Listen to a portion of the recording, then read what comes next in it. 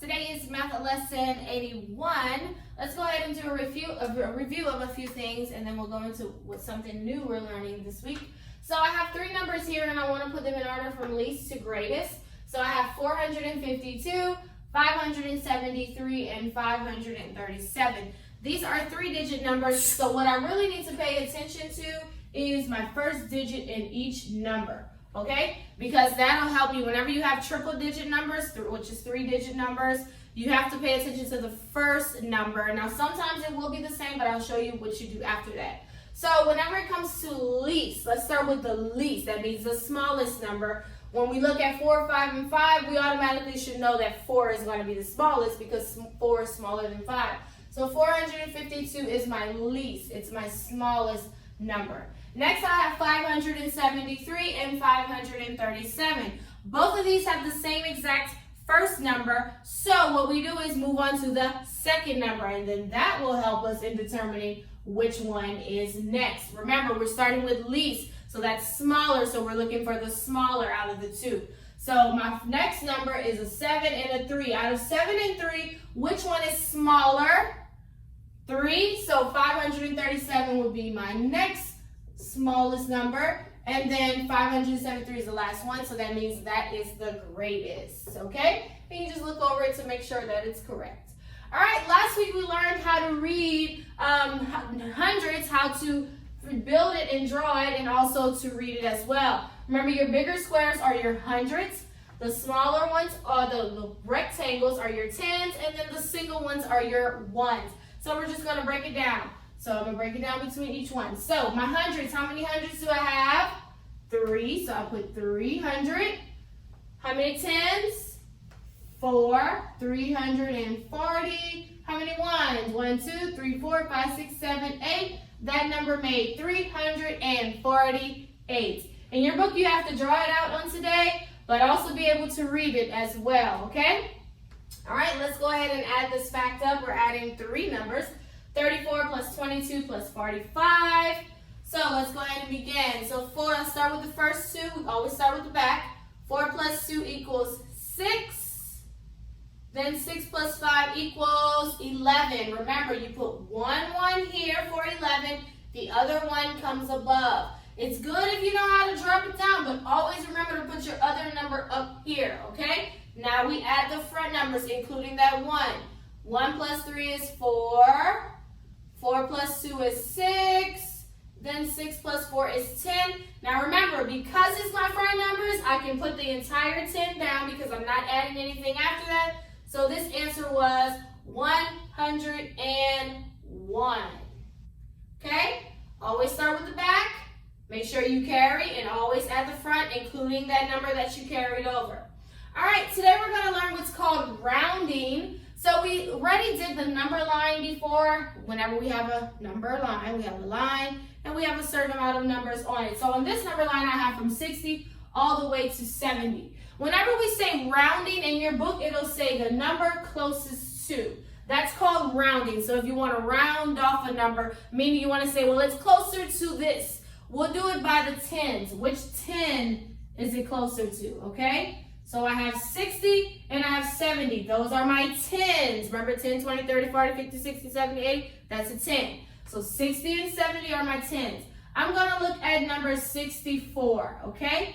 And I want to round it to the closest 10. So is 64 going to be closer to 60 or is it closer to 70? Based upon looking at the number line, is 64 closer to the 1060? Or is it closer to 70? Which one is it closer to? I hope you said 60 because it is.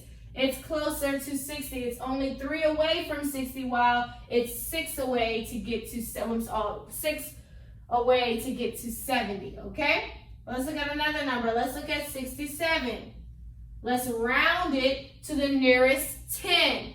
Meaning, is it closer to the 70 or is 67 closer to the 60? Which number is it closer to? I hope you said the 70. It is. It's only 2 away, while it's 8 away to get to 60, or 7 away if you don't include 60, okay? So, just an idea to keep in mind, 65 is always our split between two numbers. So anytime you have something less than 5, like a 4, a 3, a 2, a 1, it's always going to go to the 10 on this end. Anytime you have something higher than 65, which is a 6, a 7, 8, a 9, it'll be closer to the other 10. Because 65 falls in the middle, our 5 will always be in the middle. So if you did a number line from 20 to 30, 25 is always going to be in the middle. Always. That's what I mean by 5 is always in the middle, okay? 5 can go either way. It can go closer to 60 or it can go closer to 70 because it's in between both. So it can go either way. So just keep that in mind. So you will see this in your book on today about rounding, which is to the closest number. And you have to figure out which 10 it is closer to, okay? So that's how you do that. You can draw a number line out if you need to. But if you know how to count, and if it's like 84 is closer to 80 or 90, you can tell that's going to be closer to 80. It's not that far from 80, okay? Remember, anything 4, 3, 2, 1 will be closer to that 10. Anything 6, 7, 8, 9 will be closer to the 10, the next 10, okay? All right, so this week we are going to practice what's called comparison symbols. Comparison symbols are symbols that are used to compare two numbers to one another, okay? So you'll have two numbers, you'll have the circle in the middle, and that circle is where you put the comparison symbol. You're comparing them. It's like you're reading a number sentence, a number sentence together, okay? So these are the three symbols that we will practice. So we have this first one, which is called the less than symbol, okay? Less than. It kind of reminds you of an L a little bit because an L is going towards the left. And so the less than symbol is always going to point to the left. Less than, left. That point always points to the left. Less than. Look at my L. Okay? Less than always points to the left. Next we have what's called the greater than symbol. So if the less than always points to the left, the greater than will point to the right. So anytime you're writing a greater than symbol, your point will always point to the right. Anytime you're doing a less than symbol, your point will always point to the left. Just keep in mind, less than, left. Less than will point to the left. Then we have the equal sign, which means that the numbers are equal. They're the exact same number, okay? So when we say less than, we're saying that one number is less than the other. When we say greater than, we're saying one number is greater than the other, okay? Let's go ahead and practice using the symbols inside of these number sentences. So I have 4, and what I'm asking is 4 less than, greater than, or equal to 4. So again, is 4 less than, greater than, or equal to 4? I mean, that's kind of easy because 4 is the same number as 4, right? So that means they are equal to one another. Anytime you have the same number, it's equal. They're the same amount. 4, 4, same amount. Next, 6. Is it less than, greater than, or equal to 8? Again, 6. Is it less than, greater than, or equal to 8? So if I have 6, is it less, greater, or equal to 8? It is less. So I would put the less than symbol between 6 and 8. And remember, it's going to point to the left. Okay, my L, left. Okay?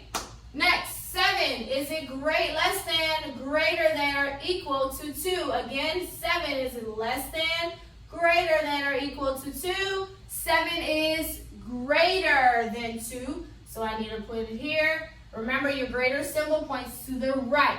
Less than, left, greater than, right. Next, 20, is it less than, greater than, or equal to 77? Again, 20, is it less than, greater than, or equal to 77? 20 is less than. So put the less than symbol. So that reads 20 is less than 77, which is true. All right, some of them will look like this. So what you have to do, first thing you have to do is figure out the math fact to figure out the answer. So what it's asking is 4 plus 1 less than, greater than, or equal to 8 minus 2. So let's figure out the answer to our facts first. So I have 4 plus 1 that equals 5, and then 8 minus 2 equals 6. So really it's asking is 5 less than, greater than, or equal to 6? It is less. So that means 4 plus 1 is less than 8 minus 2, okay? So if you ever run across those like this in your book, you have to figure out the fact first. If you know the fact mentally, go ahead and do it. But if you don't know it and you need to think about it, answer the facts and then compare the answers, the numbers, the sums. Next, 5 plus 6, is it less than, greater than, or equal to 4 plus 8? Let's figure out our fact. 5 plus 6 is 11, 4 plus 8 is 12. So it's asking us, is 11 less than, greater than, or equal to 12? 11 is less than.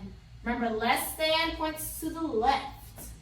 Okay, and some of them will also look like this, where you have to put a number. So this says, what number is less than 4? You could say 0. You could say 0, 1, 2, or 3. Any one of those is less than 4. Next, this one says 9 is greater than what number? 9 is greater than, let's say, 7, because it is. 9 is greater than 7. You have many options, okay? So this is comparison symbols, and you will practice it in your book. The really important thing is to remember what symbol means what. So that's really where it's gonna, because I'm sure you can read it and say, I know that 6 is less than 8, but you have to know which symbol. So really practice identifying your symbols, okay? So that completes our math lesson 81. You can do your work pages on today.